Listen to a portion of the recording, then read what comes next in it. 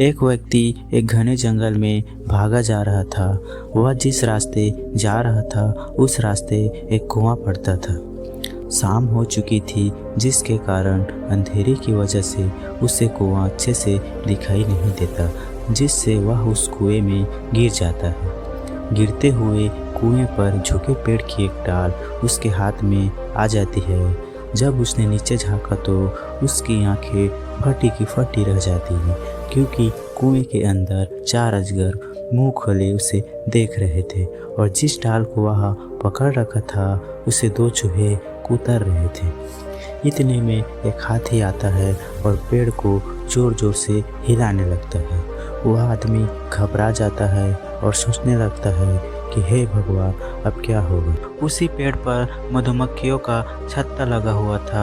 हाथी के पेड़ को हिलाने से मधुमक्खियाँ उड़ने लगती है और शहद की बूंदें टपकने लगती है। शहद की एक बूंद उसके होठों पर आ गिरती है। व्यक्ति प्यास से सूख रहे जीभ को होठों पर फेरता है तो उसे शहद की उस बूंद में गजब की मिठास महसूस होती है। कुछ पल के बाद फिर शहद की एक बूंद उसके मुंह में आ टपकती है। वह इतना मगन हो जाता है कि अपनी मुश्किलों को भूल जाता है।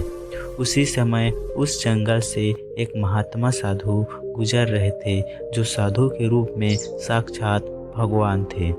वह महात्मा उसकी स्थिति को देखता है और उसके पास जाकर उसे कहता है कि हे मानव, मैं तुम्हारा प्राण बचाने आया हूँ, मेरा हाथ पकड़ लो।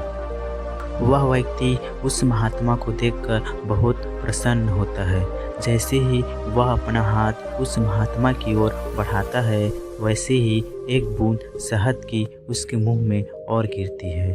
जैसे ही वह शहद की मिठास महसूस करता है, वैसे ही वह उस महात्मा से कहता है, एक बूंद शहद और चाट लूँ, फिर चलता हूँ।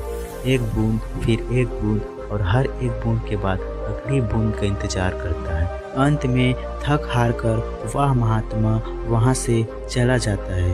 आप अंदाज़ा लगा सकते हैं कि उस व्यक्ति का क्या हाल हुआ होगा। ठीक ऐसा ही हाल हमारा भी है। वह आदमी जिस जंगल में जा रहा था, वह जंगल है दुनिया और अंधेरा है अज्ञान। पेड़ की डाली है आयु, जिसे दिन रात रूपी चूहे उतर रहे हैं। घमंड का मदमस्त हाथी पेड़ को उखाड़ने में लगा है।